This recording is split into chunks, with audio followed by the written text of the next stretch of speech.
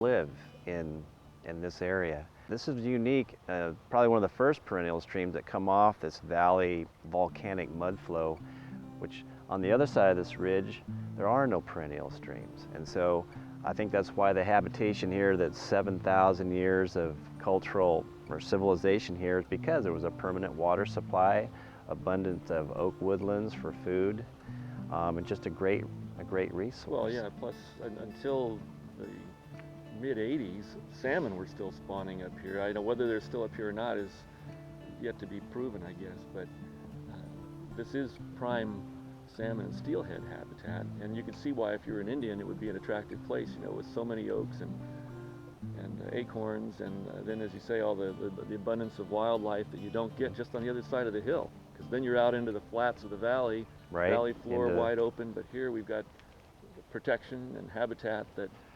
Well, this orientation too, like you said earlier, the orientation of this valley, the north-south orientation, provides a lot more shade and coolness in these hot summers we've had. Yeah. And you know, if you were living out on the open land, you obviously would want to have your homes in the shade in the middle of summer here in this valley. So it's a very unique orientation as well. Downside was the grizzly bears, though, because apparently grizzly bears did used to live here, and because it was such a rich habitat, they tended to like to forage up and down the valley. So I know I've heard the stories of the Indians, and they'd build their houses in about, you know, they would dig down about 3 feet down, right? And there wouldn't be a door, there'd just be a hole in the top. So someone would see a grizzly bear coming up the valley, you know, looking for salmon or what have you, and hey, everybody would panic and jump down the hole, and they'd have a constant fire going with the smoke billowing out. And the bear would come up and take a look, and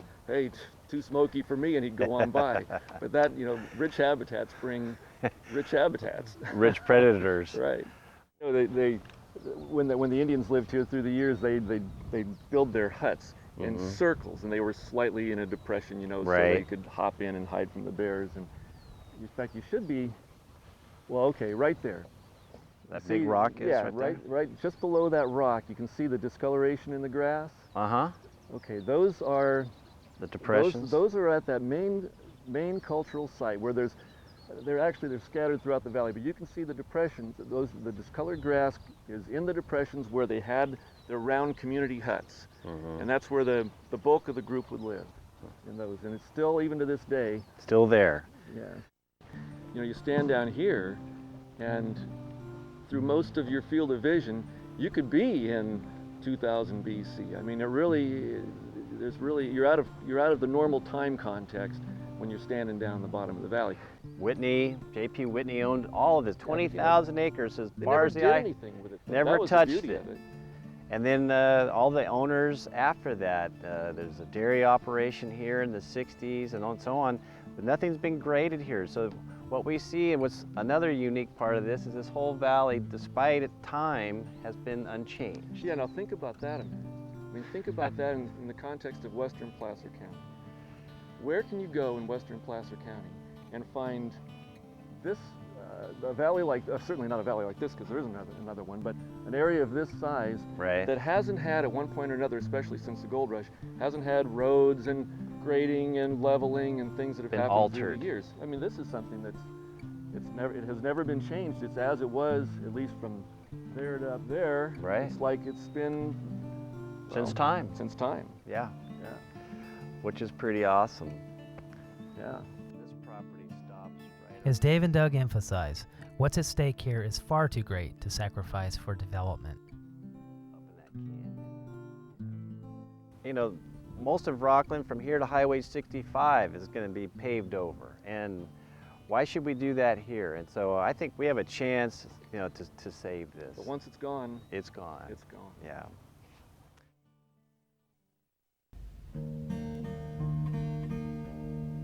Clover Valley, how'd you stay so true when all around you that big city grew? It grew around you, but it left you alone to keep your secret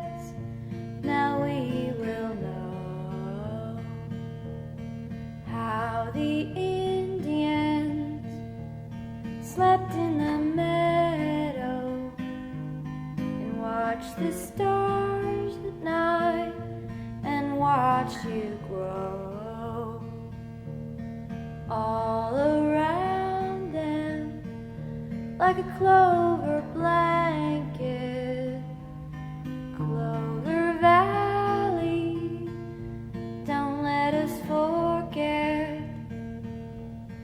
how you've waited all of this time.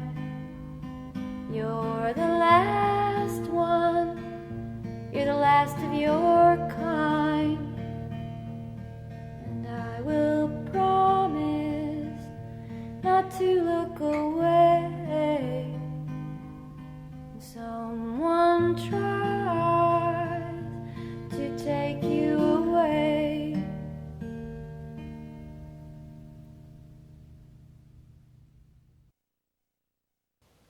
Clover Valley can be saved. It can be saved for our generation. It can be saved for our children's generation.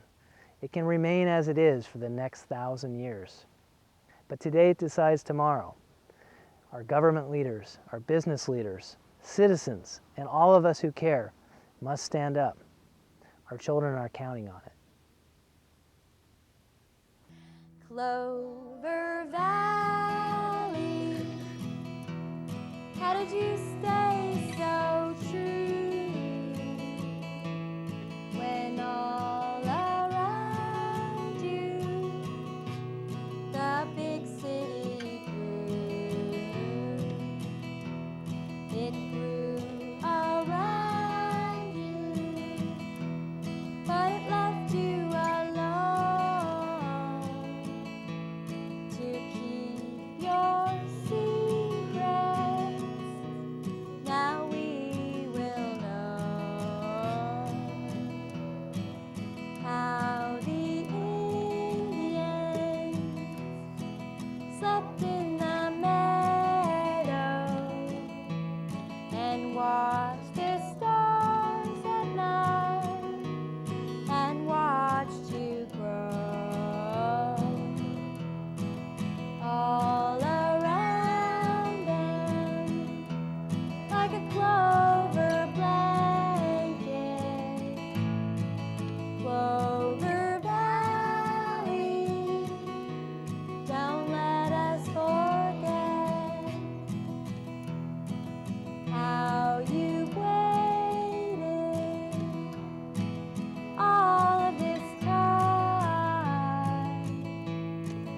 You're the last one, you're the last of your kind. I will promise not to look away when someone tries to take you away. Exclamation point.